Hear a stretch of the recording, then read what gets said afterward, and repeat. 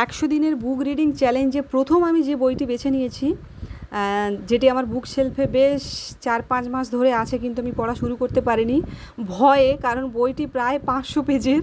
কিন্তু আমি এখন ভাবলাম যে না, এই বইটি ধরতে হবে এবং শেষ করতে হবে একে।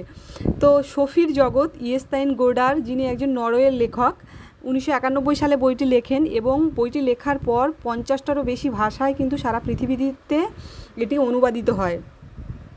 এবং আমি অনেক বিখ্যাত ব্যক্তিত্বের মুখে এই বইটির নাম শুনেছি। তাদের বক্তব্য অনুযায়ী যে পৃথিবীতে যদি বলা হয় যে কোনো মানুষকে 10টি বই পড়া অবশ্যই উচিত, তার মধ্যে কিন্তু এই নামটি নিতে আমি শুনেছি। তো এবার আসি উপন্যাসে। 14 বছর বয়সী একজন কিশোরী সোফি স্কুল থেকে ফিরে সে তাদের যে ডাক বক্স, সেই ডাক বক্সে দেখতে পায় যে তার নামে 2টো চিঠি এসেছে। কিন্তু চিঠিটা কে পাঠিয়েছে, কোথা থেকে এসেছে, কোনো কিছু লেখা নেই। তো এই চিঠি দুটো যখন সোফি খোলে, একটাতে লেখা ছিল যে তুমি কে, আর একটাতে লেখা ছিল যে পৃথিবীটা কোথা থেকে এলো।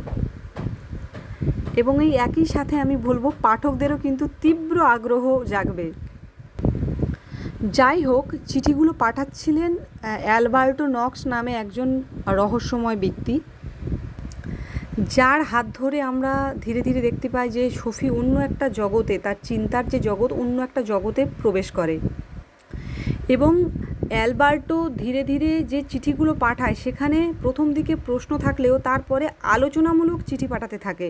সেখানে অনেক কিছু লেখা থাকে, অনেক বিষয় সম্পর্কে, দর্শন সম্পর্কে অনেক ধরনের জিনিস বোঝানোর চেষ্টা করা হয় সোফিকে। প্রথম অ্যালবার্টো চিঠিগুলো দিতে আসলেও পরে কিন্তু তারই একজন বলা যায় শিষ্য, একটি কুকুর কিন্তু চিঠিগুলো বয়ে আনছিল। অ্যালবার্টোকে একদিন রাতে চিঠি নিতে দেখেছিল সোফি তার উদ্দেশ্যে লিখেছিল তাকে, মানে ইনভাইট করে। আর অ্যালবার্টো নিজেও তার চিঠি দিতে এসেছিল, আর সোফিরটাও নিয়ে গিয়েছিল। সেই দিন কিন্তু সোফি তাকে দেখেছিল। সেই হচ্ছে প্রথম এবং সেই হচ্ছে শেষ এখনো পর্যন্ত। আমরা ধীরে ধীরে দেখি যে দর্শন কী, এবং এই বিষয়টা জানার জন্য সোফিকে নিয়ে যাওয়া হয় একদম প্রাচীন গ্রিসের এথেন্সে। সেখানে কী ধরনের দর্শন চর্চা হতো এবং সেখানের যে মানে দার্শনিক, তাদের যে চিন্তাভাবনা, সেই জিনিসগুলো নিয়ে কিন্তু আলোচনা হতে শুরু হয়।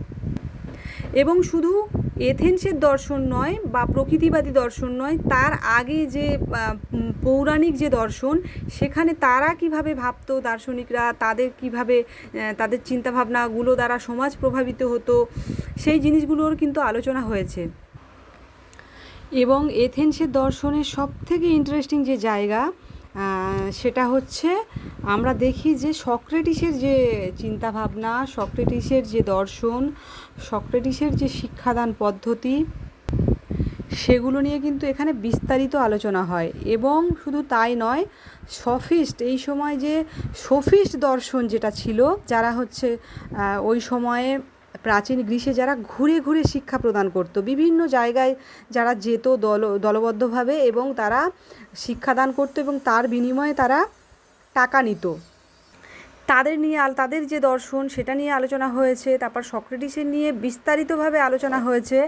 এবং সক্রেটিসের পরে আসে প্লেটো, সক্রেটিসের শিষ্য প্লেটোর যে চিন্তাভাবনা, সক্রেটিসের যে বিষ পান করে যে মৃত্যু, সেটাতে প্লেটোর যেভাবে প্রভাবিত হয়, এবং প্লেটো তার যে দর্শন পদ্ধতি, এবং প্লেটোর যে গুরু মানে সক্রেটিসের যে শিক্ষাদান পদ্ধতি সহ তার যে বিচার সভাতে যে তার বিষ পানের আগে তার যে বক্তব্য, সমস্ত কিছু কিভাবে প্লেটো লিপিবদ্ধ করে রাখে, এবং তার যে শিক্ষাদানের যে পদ্ধতি, সেটা নিয়েও কিন্তু আলোচনা হয়।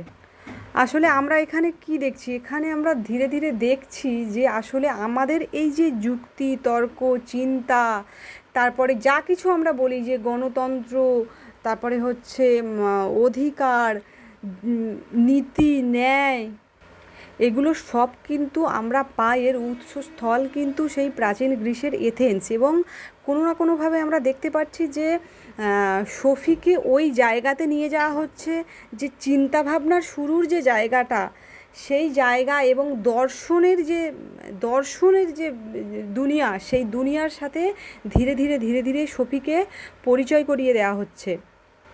এবং প্রথমেই এটা বলে রাখা ভালো যে সফিকে কিন্তু সফির যে চিন্তাভাবনা, মানে একটা মানুষের তো চিন্তাভাবনা থাকে, সে তো শূন্য থাকে না। সফির যে চিন্তাভাবনা ছিল, সেই চিন্তাভাবনাটাকে খালি করে সফিকে নতুনভাবে ভাবতে কিন্তু ওই চিঠিগুলোতে বলা হয়েছিল, সফি যদি তুমি এরকম হও, যদি তোমার এরকম ধরো কোনো কিছুই তুমি ভাবতে না, তুমি নতুনভাবে ভাবতে শুরু করছো, সেক্ষেত্রে তুমি এইরকম বিষয় হলে তুমি কিভাবে ভাববে, এরকমভাবে কিন্তু সফিকে ধীরে ধীরে ধীরে ধীরে এই দুনিয়াতে আনা হচ্ছে। সত্যি কথা বলতে এত কিছু আছে।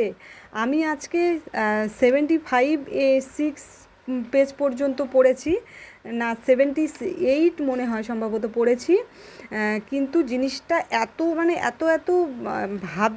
ভাবে ছড়ানো আছে যে এই 5 মিনিট বা 10 মিনিটে সেটা বলে শেষ করা অসম্ভব একটা বিষয়। এবং আমি এই বইটা বাংলাতেই কিনেছি, যেহেতু আমি বাংলাতে খুব বেশি স্বাচ্ছন্দ্য বোধ করি।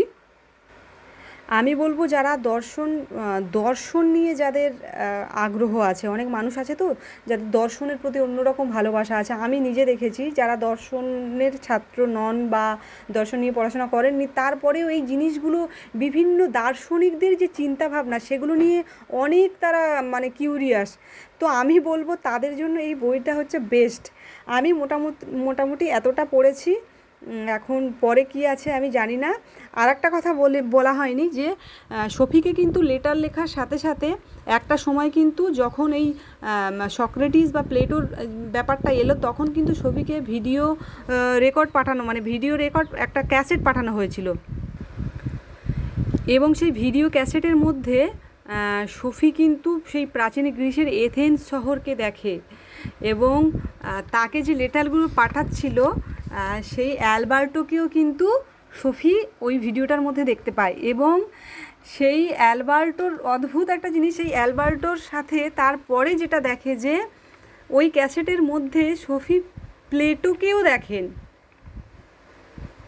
ওই ভিডিওটির মধ্যে সফি প্লেটোকেও দেখতে পায়, এবং প্লেটো সফিকে সরাসরি প্রশ্ন করে কিছু ভিডিওর মধ্যে দিয়ে। যাই হোক, উপন্যাস এভাবেই এগোচ্ছে। পরে কি হবে, আরও কত কিছু জানবো আমরা, সেটা দেখার বিষয়।